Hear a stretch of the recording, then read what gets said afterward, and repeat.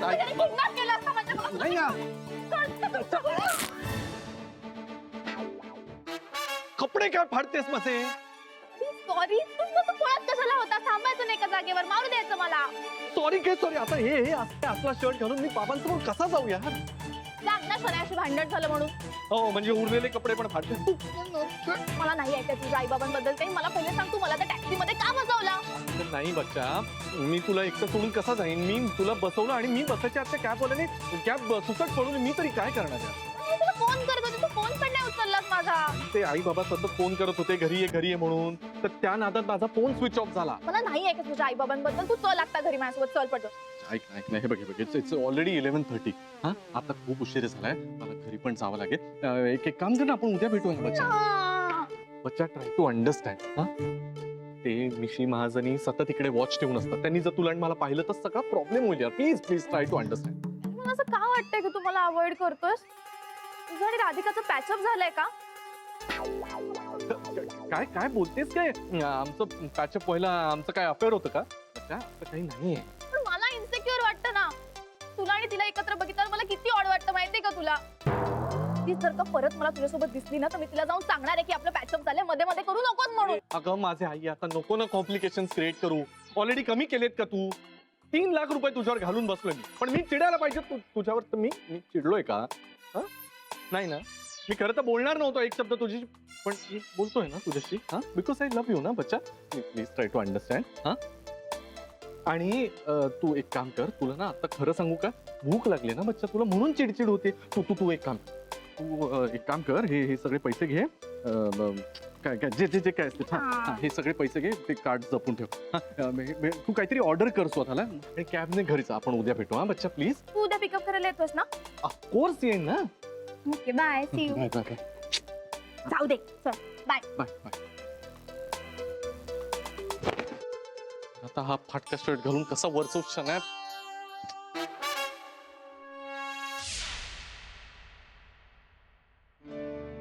अबे अथर्व, आईस्क्रीमचं नाव काढल्याबरोबर लगेच उठला. मला आईस्क्रीम आवडतं.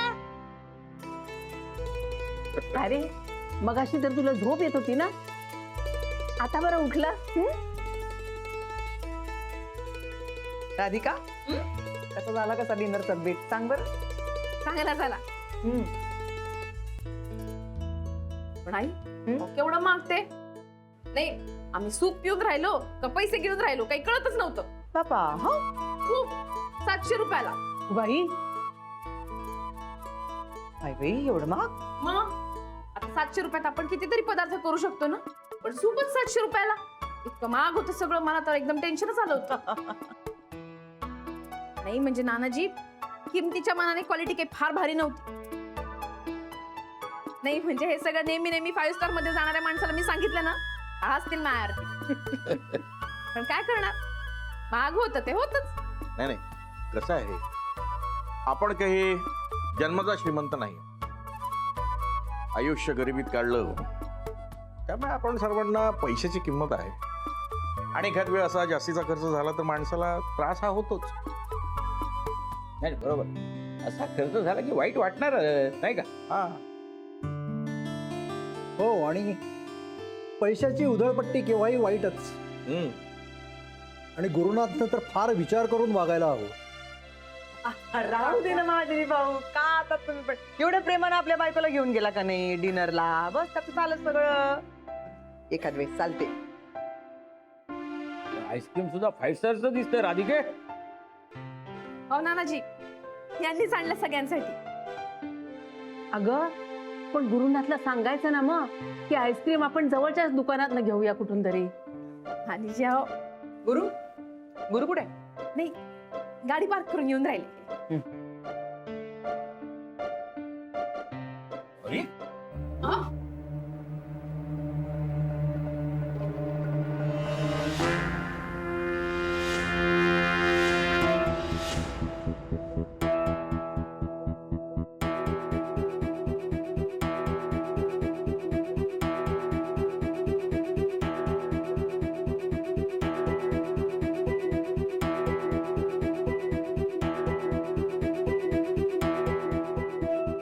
काय 5 स्टार हॉटेलला गेला होता की फॅशन शोला?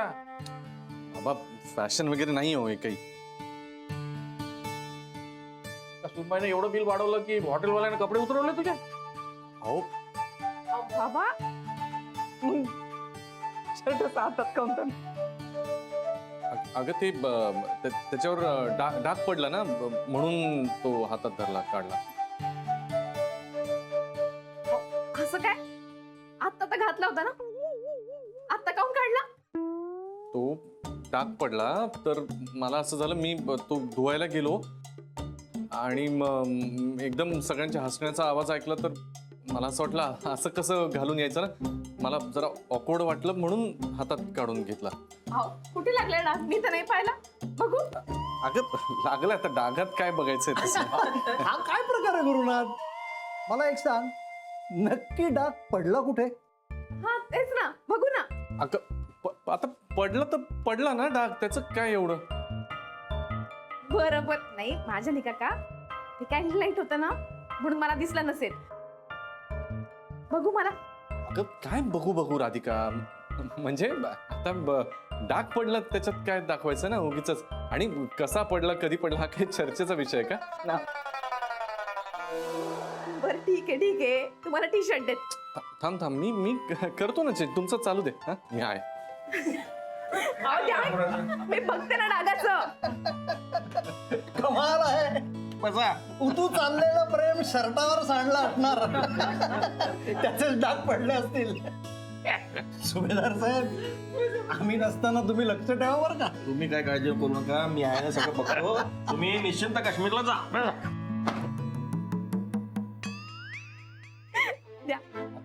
द्या तो शर्ट. नाही मी भिजवून ठेवते. वरणाचे वगैरे डाग असतील ना तर उगीच नको जातील ते डाग. अगं नको राधिका. द्या ना. राधिका ऐकशील का जरा, शांत हो बरं तू.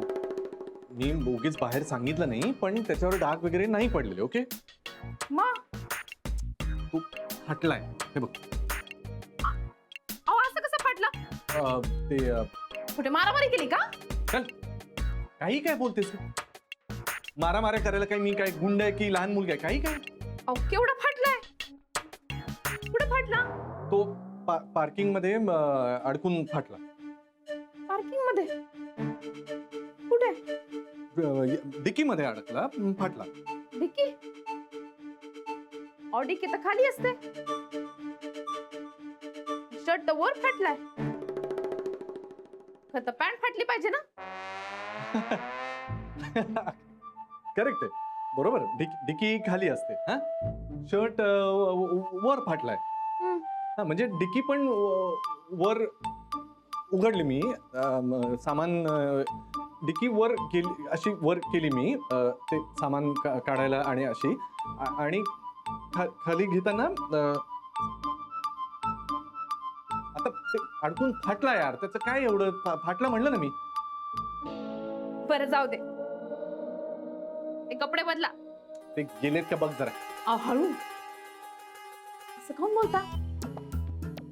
अगं नाही तसं नाही, म्हणजे ते जाणार होते ना कुठे, काश्मीरला जाणार होते ना, तर गेले का?